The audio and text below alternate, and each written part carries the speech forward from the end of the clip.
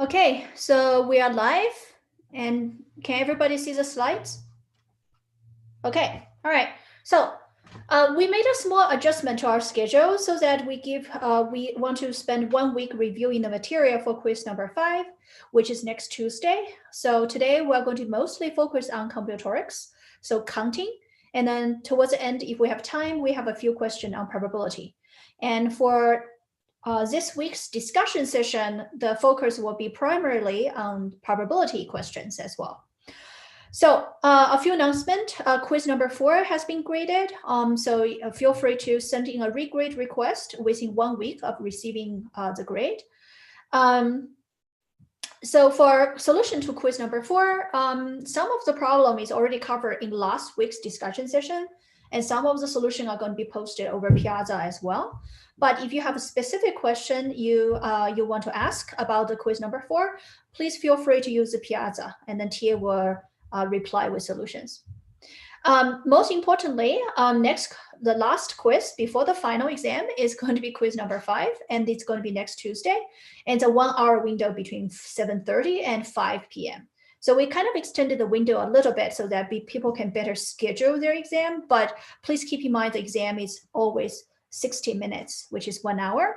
And it's going to be on the topic of combinatorics and probability. And then there's 3 opportunities to review for the course material. Today, we're going to cover most questions surrounding combinatorics. On Thursday, there's a bunch of questions over probability. And next Monday, during TA office hour, both TA James and TA Zoe are going to hold another quiz 5 review session.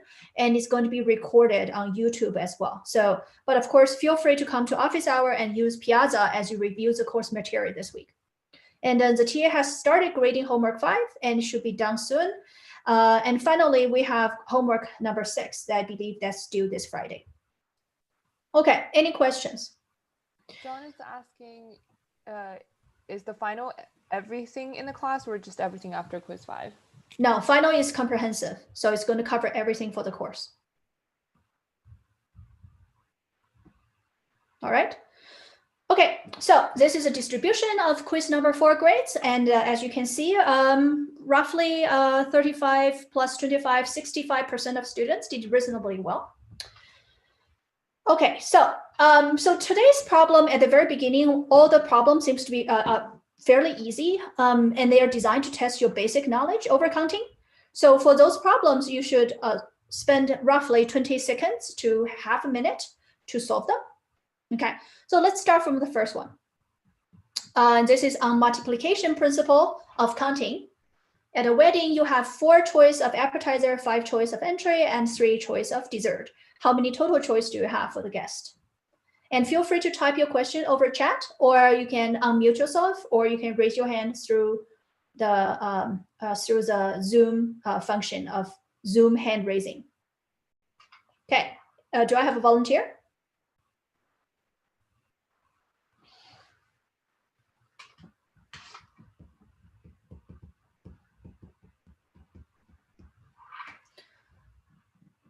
This should be a 3-step process, right? You choose an appetizer, you choose an entree, and you choose a dessert. Anyone? Okay, I see someone typing. Yeah, there are a few answers. 4 times 5 times 3. Yep, perfect. Which is equal to 60. Okay, so there might be a question coming up later in the actual exam. You know, under what condition am I going to ask you just for the formula? Under what condition I'm asking for the integer solution? So we'll try to make it precise. Sometimes when the formula is too complicated, for example, C of 100 choose 5, then we don't really, we would not ask you to actually compute the actual integer solution, but we want you to provide the actual formula and provide justification for those formulas. Okay, so in this case, it's a 3-step process. So each step has a number of choice, and you multiply them together. So that's 60. All right. So how many 3-digit numbers are divisible by 7? Again, this should be this should take you roughly half a minute to a minute. The hint of this is it has to be a 3-digit number. So it starts from 100 to 999. So how many of them are divisible by 7? Okay. Do I have a volunteer?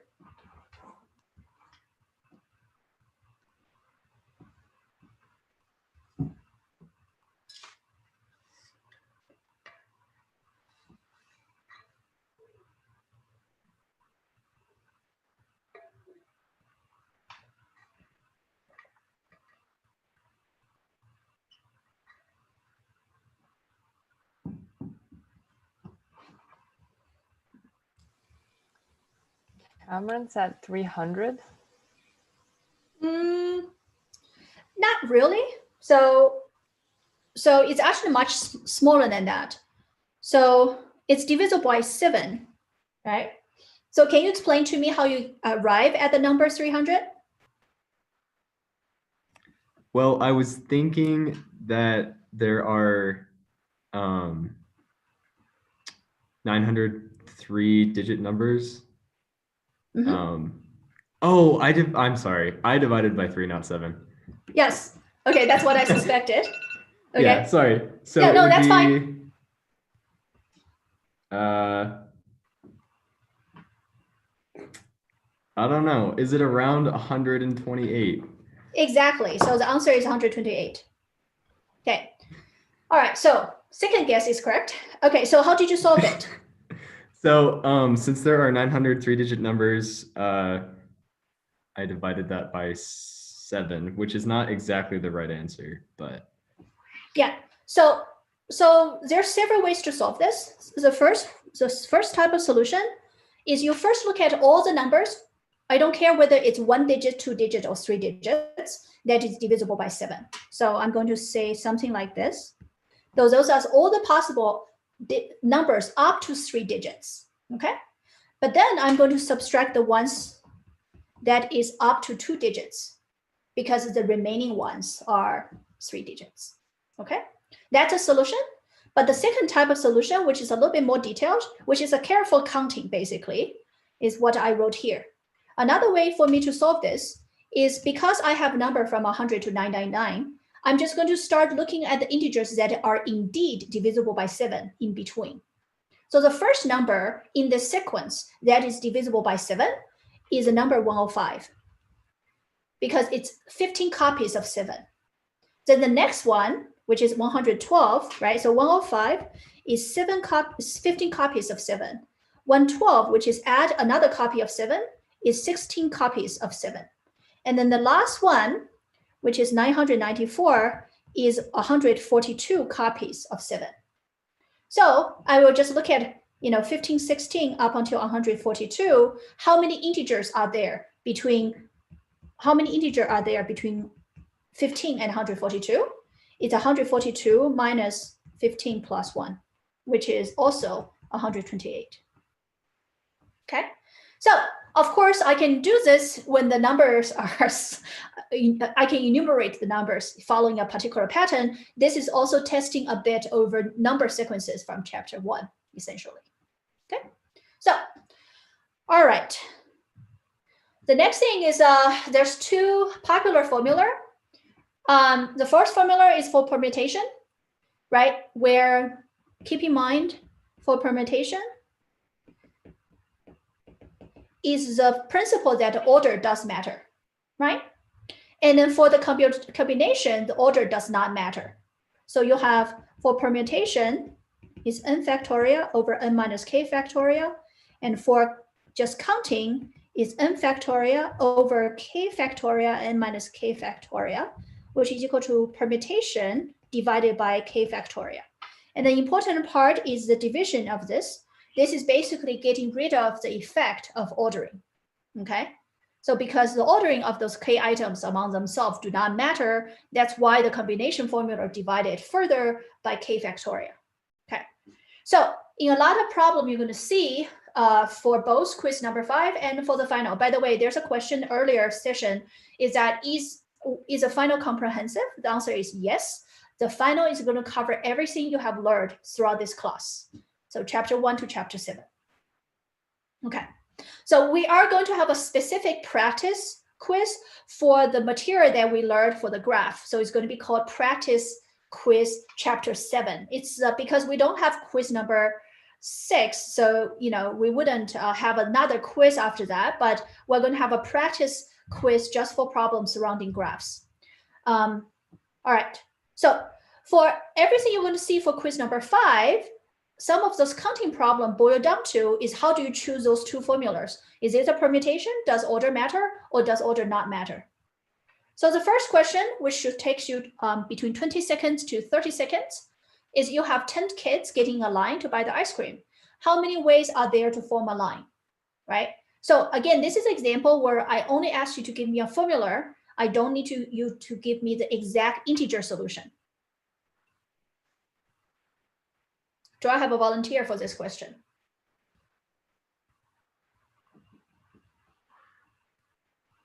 You can type or you can unmute yourself. 10 factorial? Yep. Oh, wrong color. Right? Because this is a permutation problem, I have another way to convince yourself this is a solution.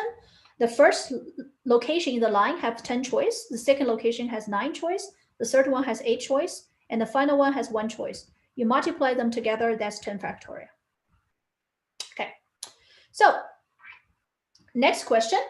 Now this is a choice, right? I want to choose 5 people from 18 junior students and 7 people from 16 senior students to form a committee. How many ways are there to form such a committee? Again, just a quick hint. This is where you're going to use also multiplication principle as well, right? You can divide this into a 2-step process.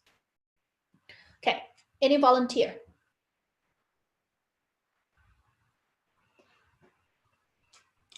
Peter said 18 choose 5 times 16 choose 7. Exactly. So what this does is that it's a 2-step process. The first step, I'm going to choose 5 people out of the junior students. The second step, choosing 7 people from the senior students. And that's it. 2-step process. You multiply how many choices are there in each step.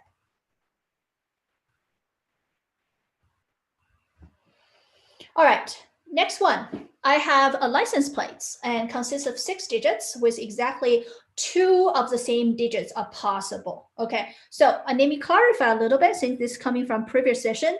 Exactly 2 of the same digits, meaning that I only, among all the 6 spots for my license plates, only 2 of them has, for example, has repetitive digits, and the rest have to have unique digits. For example,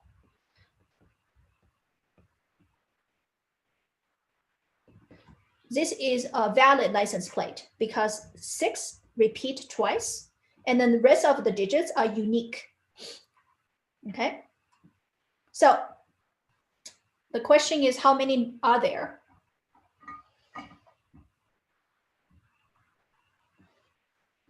As you are solving this, again, this should be something, so I'm going through a fairly easy set of problems, so you should be able to solve those problems between 30 seconds to a minute. Right? At least have a good idea how you solve those problems. And just to give you a hint, this is a 3-step process. There are 3 steps to come up with your final formula.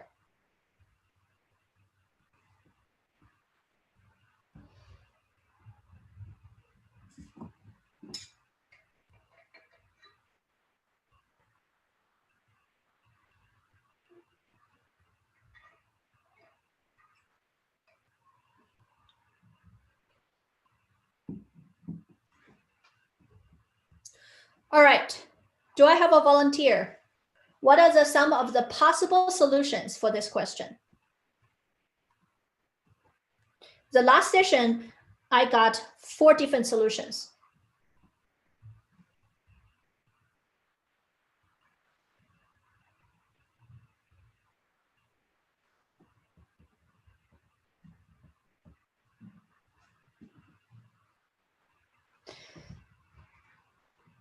If there's no volunteer, I'm going to first give you a hint about what those 3 steps are, okay? The first step is to choose a single digit to repeat. Okay, because there's 10 possible number digits, so your number of choice is 10. I can repeat 0, I can repeat 1, repeat 2, repeat 3, so on. The second step is among the 6 digits, I'm going to choose 2 locations where those repeating digits are going to show up. So you're going to choose 2 locations where repeating digits are located. So because there's 6 location, so this is 6 choose 2. And finally, and then this is probably the more tricky part of this, once I choose the 2 location that I'm going to repeat the digits, the rest of the 4 locations, I have to make sure there's no other repeating digits in there, so they are unique. So the final thing is basically a permutation of among 9 possible number. I'm going to choose 4 of them to fill the remaining location, and it's a permutation because when I'm creating a license plate, the order does matter. And then the final solution is all these 3 multiplying together. So it's 10 times C of 6, 2 times permutation of 9, 4. That's the final solution. And this is an example where I don't need you to spell out the actual integer solution. I want to see a formula provided, and I want you to give a proper justification. Okay, so here is the proper justification, right? Well, I kind of permuted the first step and second step, but they're independent steps, so they're fine. So in this typed solution, I have 3 steps. I choose 2 locations from 6 locations to have repeating digits. So that is C of 6, 2. And among 10 digits, I'm going to choose 1 to be the repeating digits. So there's 10 choice. And finally, there's repeating there's a permutation. So 9 of 4 of permutation. And that's it. And for the exam, I only need to provide this formula. You don't need to kind of multiply them out. But this is just to give you a sense of how big it is. It's a 453K number of choices. Any questions so far? Okay, so those questions are designed to test whether you have mastered the material for this chapter. If you are finding those problems to be challenging, feel free to come to the office hour and also post question over Piazza, right? Okay. Next questions. How many possible sequences of 10 coin flips give exactly 3 or exactly 4 heads? Okay, so this is again a problem that should be solved between half a minute to a minute. And to give you a hint, this is where you're going to use the rule of addition.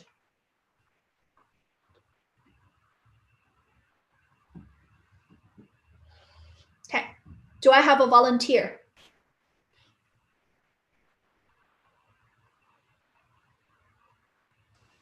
So their answers in the chat. So 10 choose 3 plus 10 choose 4. Mm-hmm. Yeah, so this is what I mean by the rule of addition. You have 2 events. They are mutually exclusive. Either you have exactly 3 heads. So among 10 locations, choose 3 of them to put heads in there.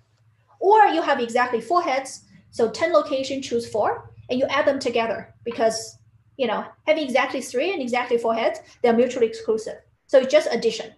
Later on, you're going to see example when they're not mutually exclusive, you need to do inclusion exclusion formula. So you can avoid overcounting or undercounting. Okay. So this formula is fairly straightforward. Now let's look at this. This is a question where you can use the rule of exclusion to solve, which is easier. So you have a bag of fruits, 8 apple, 4 banana, 7 pineapple, and 5 pear. And you're going to fill the box with 3 pieces of fruit. How many ways to fill the box such that there are at least 2 types of fruit in the bag? Okay, so this is something you should be able to solve around 1 minute. I'm going to give you some time to think about it. But feel free to type or raise your hand through Zoom if you have an idea how to solve this problem.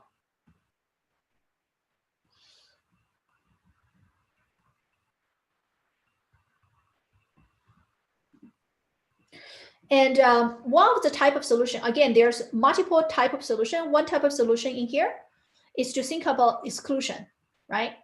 So look at all possible scenarios and exclude the scenarios that does not satisfy the constraint of the problem.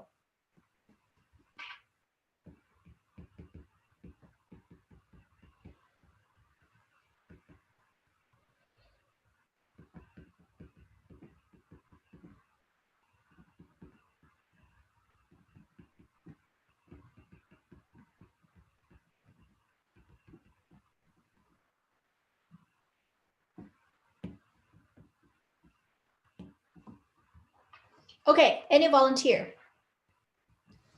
Peter said 4 to the third minus 4.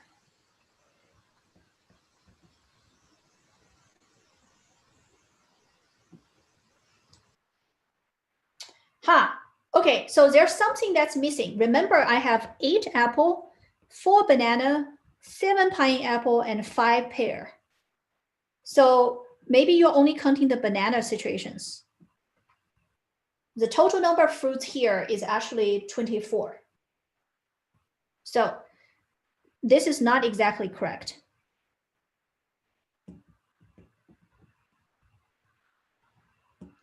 But I could see where the logic might be, where you're saying that, you know, there's 4 different pieces. But remember, I said the fruits, all fruits are distinguishable. So you are actually functioning under the assumption the fruits are not distinguishable. Okay. Anybody else?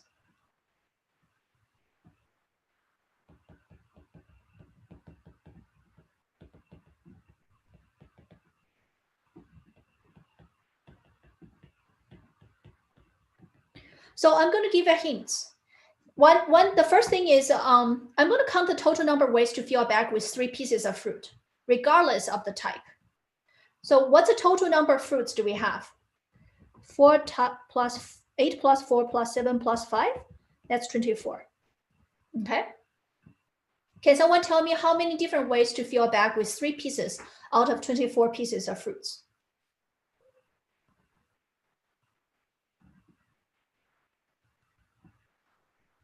So give you a hint, right? I'm fitting it into a box and the order does not matter, but I need to choose 3 out of 24. Okay. Anyone? What is the formula here?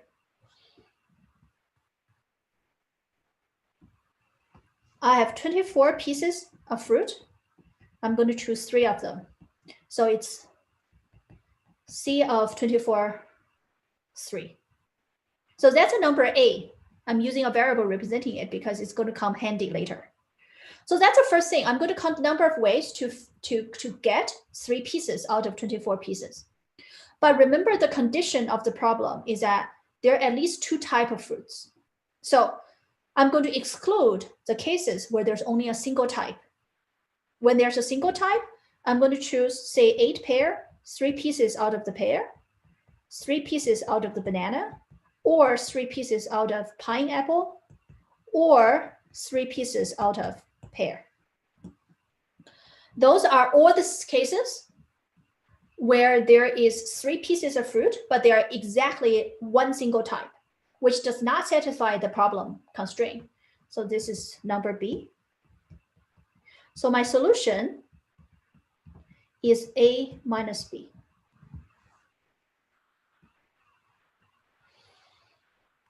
Of course, there's an alternative way to solve this problem, where you can count the number of ways there's 2 types of fruits and the number of ways there's 3 types of fruits.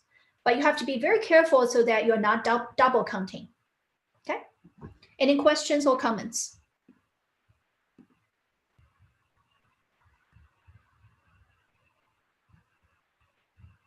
Yes, so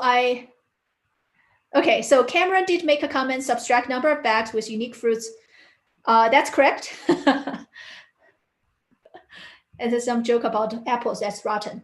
All right, so that's a solution, right? This is using exclusion principle. I'm going to look at total possible solution, excluding the solution that does not satisfy my constraint. So, okay, so that's that. Of course, in actual problems, I'm just going to ask you to provide the formula. And it's very important when you provide those formulas, you are going to provide justification of your solution. Like, why did I come up with this formula? So the text describing the formula is very important for your actual quiz. Okay. Next one. Inclusion, exclusion. Again, how many integers between 1 and 1,000 are relatively prime to the number 1,000? Okay. So in case you forget the definition, two integers are relatively prime if they share no common positive factor except 1. So what's the example? The number 6 and number 10, they are not relatively prime. Because number 6 is equal to 2 times 3, number 10 is equal to 2 times 5, that both of them share the factor 2. So they're not relative prime. Okay, so how do we want to solve this? So this is slightly tricky problem. They should take you between 1 to 2 minutes. I'm going to give you a little bit of time to think about it. Okay, and can someone tell me what is the first thing, if you see this problem, what is the first step you're going to do?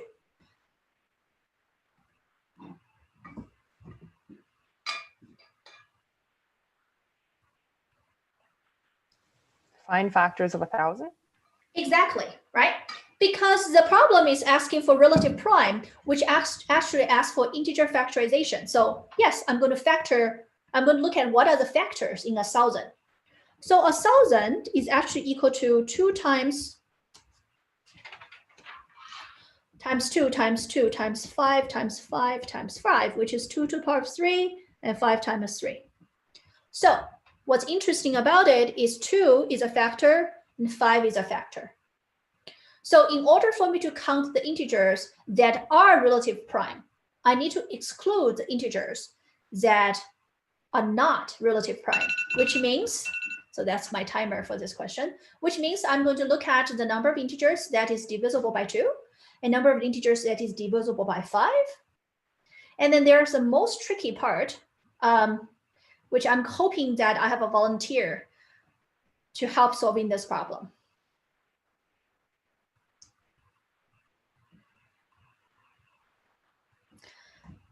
I see someone shaking the head. Is shaking the head mean that this is difficult? Or this is Yeah, so Peter also said you have to add the ones that are divisible by both 5 and 2. I think exactly. That's what you meant. Yes, so that's a very good thing. So there's several ways to do this. What we can do is first counting the number of elements that are not relative prime. So what are the integers that are not relative prime? The first one is the number of integers that are divisible by 2. Because if they're divisible by 2, they're not relative prime. So that's 1,000 divided by 2. There's 500 of them. Now you need to count the number of integers that are divisible by 5 as well. So there's 200 of them. But if I just add those two, I am actually overcounting, because an integer is divisible by 10, it's going to be counted twice.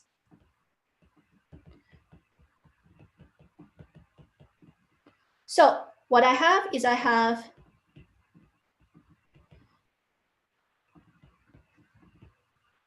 this is the number of integers that are not relative prime to 1,000. So I'm just going to use a shorthand RP to represent relative prime. And then I'm going to exclude this number. So it's 1,000 minus 600 is 400. Okay, so if I'm thinking about when I first see this problem, what are different hurdles in this problem? First of all, you need to understand how to factor out an integer, right? Express an integer as a multiplication of prime number. That's the first thing. So let me just use maybe green. So this factorization is the first piece. Now the second piece, you need to understand how many integers divisible by 2, how many integers divisible by 5. And then you need to most importantly figure out I'm not sort of overcounting or undercounting, right? And then you are going to use the exclusion to get rid of all those cases that does not satisfy this constraint, and you arrive at the final solution. Okay. So of course, everything is typed here in more clean way. Okay, so now one more counting problem. You have a basketball player, and you're going to track the performance of the player in 10 successive plate appearances. Okay, so if you understand some part of the baseball, you have either the player is a hit or strike out or base on balls or other. So those are his appearances throughout the game. So the first question is, how many results are there possible for this particular player? It has 10 appearances. Okay, how many appearances do you have?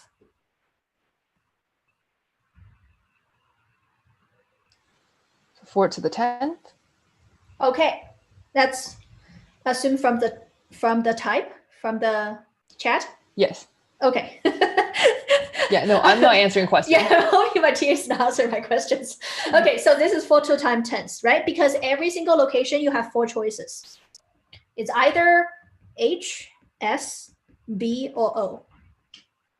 Now, of all the possible results, how many have exactly 3 H? Exactly 3 H. So meaning that cannot have 4 H, not just have 2 H, exactly 3 H. A hint, this is a 2-step process, right? Anyone? So Peter also said 10 choose 3 times 3 to the 7th. 10 choose 3 times 3 to the 7. Okay, good. This is a 2-step process, right? The first step is that I am choosing, so step number 1 is to choose 3 locations to put H in there. And now you fill the remaining location.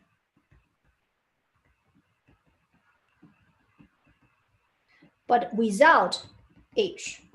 So once I choose among the 10 locations, 3 of them to put hit in there, the remaining I have 7 locations, but I cannot have any H in there. So each of them has 3 choices. So it's 3 to the power of 7. Okay, so that's why. All right, the last question is, of all possible results, how many have exactly 4H, 1S, 2B, and 3O?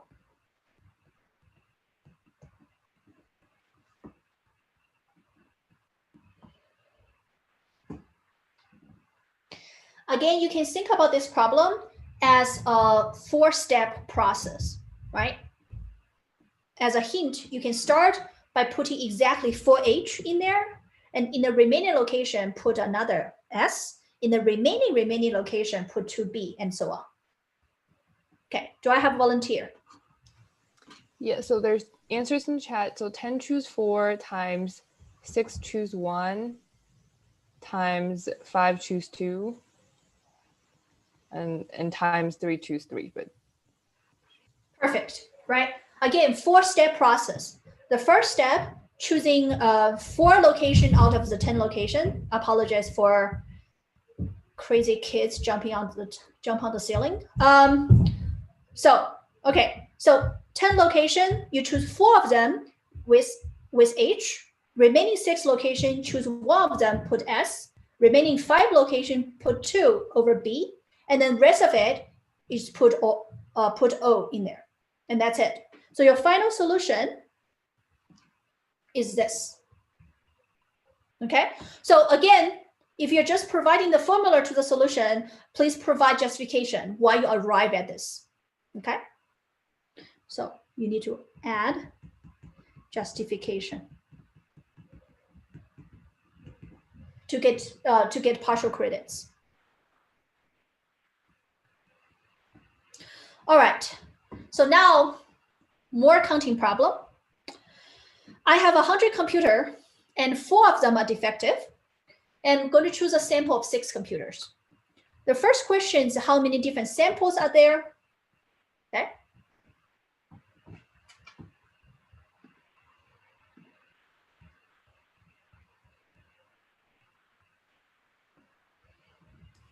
Cameron said, wait, permutation 100. So one solution, what? Permutation 106? Are we sure we want permutation? Because when I say a sample of 6 computer, I did not say the order matters. So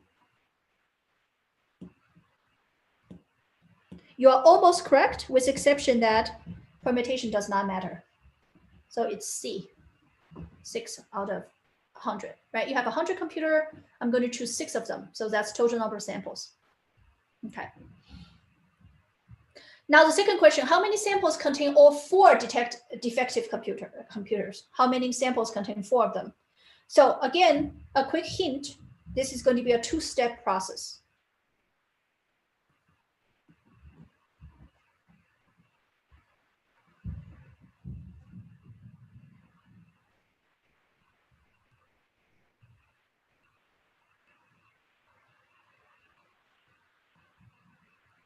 Anyone?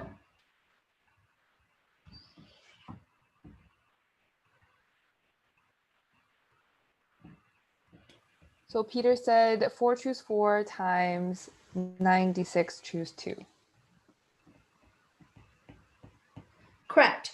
So what are those 2-step processes? The first step is to choose all 4 of the defective ones. So that is 4 choose 4. Now, with the remaining ones, which there's 6 of them remain, I'm going to choose 2 more. So that's why we have a 96 here. So a common mistake people might make for this question is in place of 96, you choose 100. And that's a common mistake because you're not excluding the ones that's already chosen, which is a defective. Okay. So the first step is choose all 4 defective ones, and then you choose 2 more, in some sense, good ones, not defective ones. So there's 96 of possibilities. Okay, the last question. Oh, of course, what is the probability? The probability is taking this number divided by the first number. Okay, so I'm not going to spit it out because it's a very small number. So this is taking this number divided by the first number.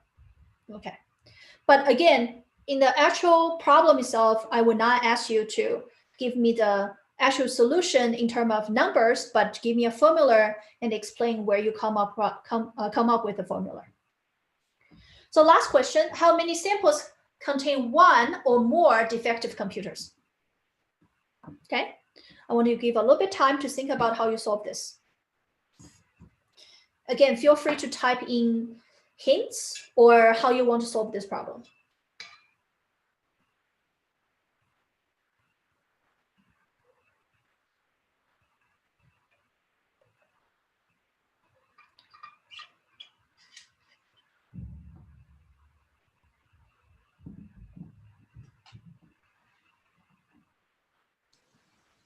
So total minus no defective computers.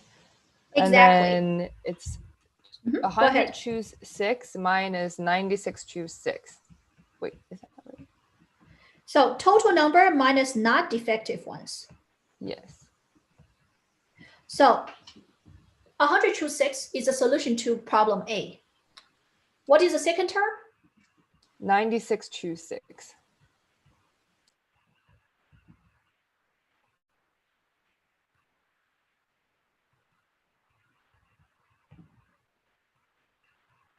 Okay.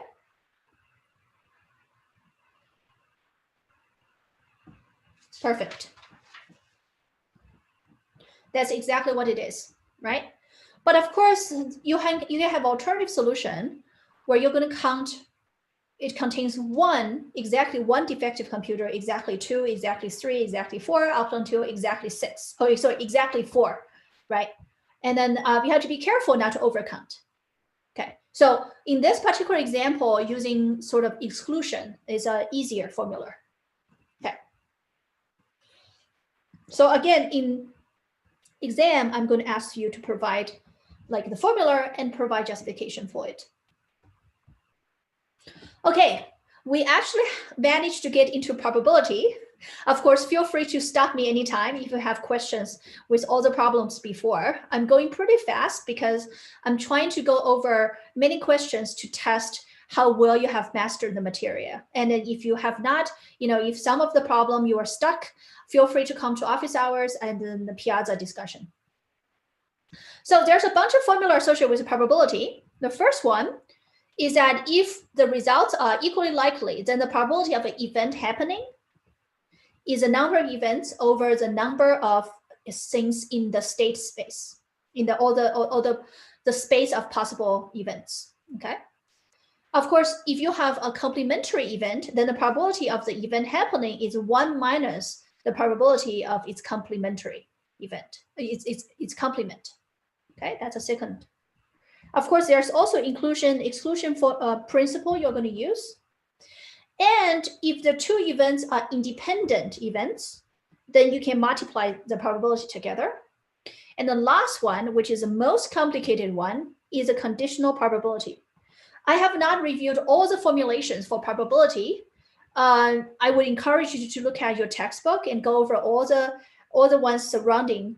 And I would say among all the problem I'm going to see today, conditional probability is the hardest one. Let's start with the easy one.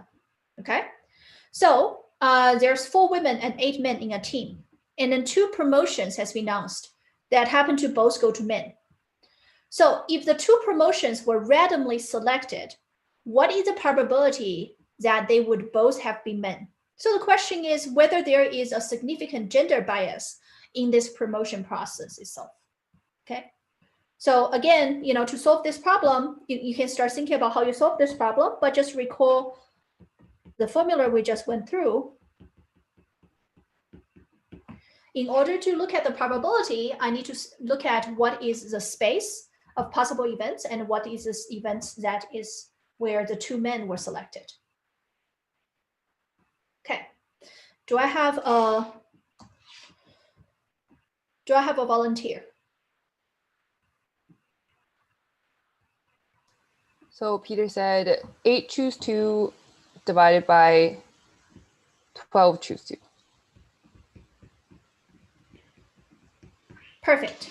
Okay, so what does this mean? This means, if you are going to type, so I need to study number of events where the number of things in the space. So what's the total number of cases where 2 people are chosen for promotion? There's a total of 12 people. I'm going to choose 2 of them for promotion. So you have 66 choices. So 12 choose 2. Now, the cases where only men are chosen for the 2 promotion is among all the men choose 2 of them. So that is 8 choose 2. So then the probability of men were promoted is number of event over number of the space. So that is roughly 42%. So in this particular case, it's not unlikely for both promotions to go to men, right? Because it's roughly close to 50%. Okay. So there's no significant gender bias in this particular promotional case. Okay, any questions? So when I did this one, I did it a little differently, but I got the same answer. Yes, how do you do that? N over E, or for N of E, I did 8, and then for my sample size, I did 12. So it's 8/12 because that's the probability of a man being picked. And then for the second one, I did 7 over 11 because we subtracted 1 male out of that. So then I just multiplied 2/3 times 7/11, which gave me 14/33, which is the same. Okay. All right. So you have an alternative solution like this, right? This is your formulation. So what I would encourage you to do in the actual exams to specify your justification of those, right? So essentially you are computing the probability and multiply them together and treating those 2 probability events to be independent events. So you are essentially using formula of this one, right? Okay. Yeah, so as long as you provide justification, how you arrive at this formula, and of course your solution align well with the final solution, you should be fine. Okay. Yeah, so that is the alternative solution. Okay, all right. So we have time to go over the last one. And then this one, I would say, is the hardest question from today's recitation. I'm saying that it may take you upwards 3 to 5 minutes. So I'm going to start giving you some time to digest this problem. So what this problem is saying is that there's a state election, and then 75% of the female voter chosen candidate A, and 55% of the male voter choose candidate B. Okay, so this is actually real time where you wish, or I wish, I load the probability very well, especially given the most recent both federal and state elections. This is where probability play a major role in prediction outcomes. So here's a simpler problem, right? So you have female and male voter, and you have candidate A and candidate B. And you're going to assume that equal number of men and women has voted. The question is, if a randomly chosen voter is known to have voted for candidate A, what is the probability that the voter is a female? So to give you a little bit hint of this problem, the last statement, if a random chosen voter is known to have to vote for candidate B, what is the probability that the voter is female? This is a problem surrounding conditional probability, okay? So to help you with the process, of course, you can ignore me and see if you can solve this on your own. But what this problem is asking is, let's say I'm going to use variable A to say a voter voted for candidate A. And use a variable B to say a voter voted for candidate B.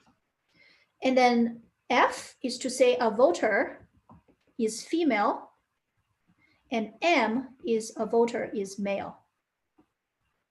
Okay.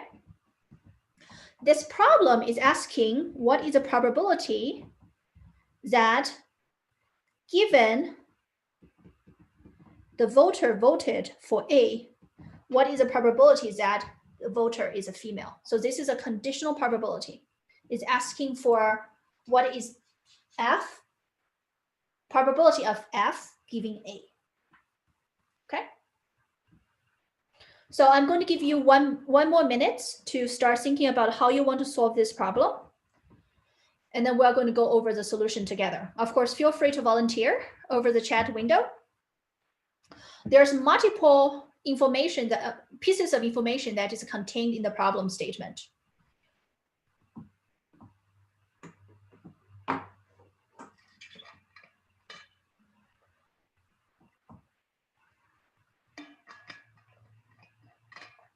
Let me give you one more hint of remember the formula for conditional probability? The probability of F giving A, the probability of F and A over probability of A. So in order to compute this, I need to compute the top part and then the bottom part.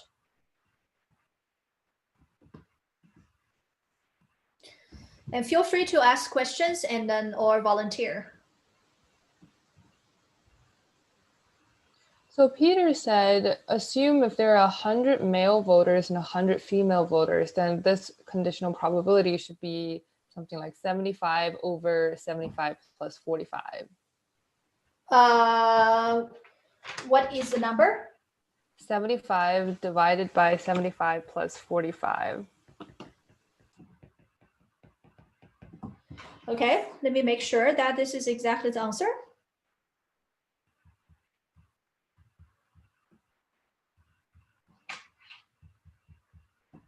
Yeah, so this is 62.5%.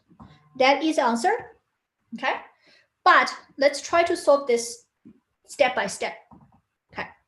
So if I want to go to solve this step by step, I need to solve this top part and then the bottom part. So the top part is probability of A. So the probability of A being elected. Okay, so that is probability of a female voting for A and plus the probability of a male voting for A. Okay.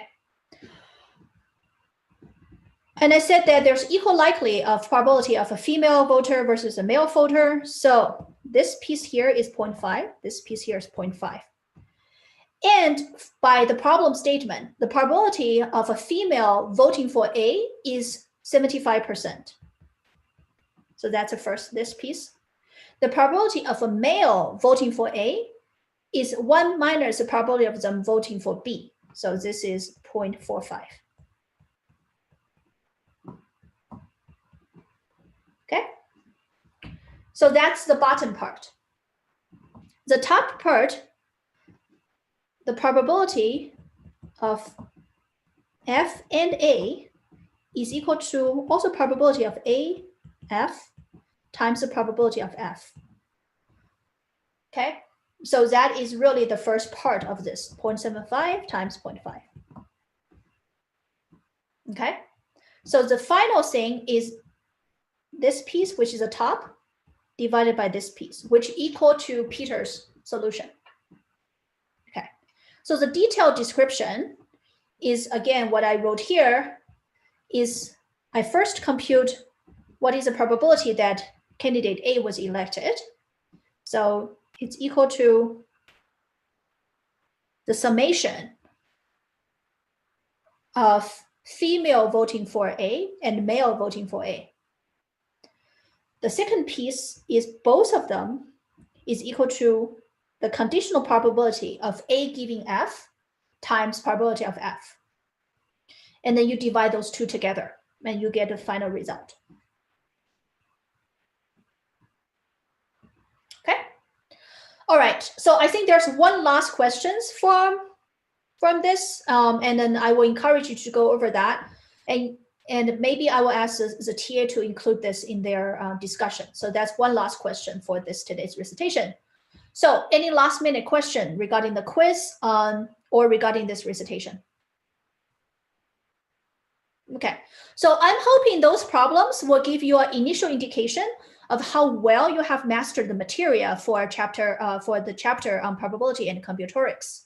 If you are having some issues, or if there's places you are stuck, feel free to come to office hours and also use Piazza. And finally, please go to discussion sessions on Thursday, which we're going to go over more problems on probability. And the next Monday, we're going to have the sort of last minute quiz 5 review session as well, to see if there's any last minute hole that you want to patch for the knowledge in this chapter. Okay. All right. So good luck, and good luck with your next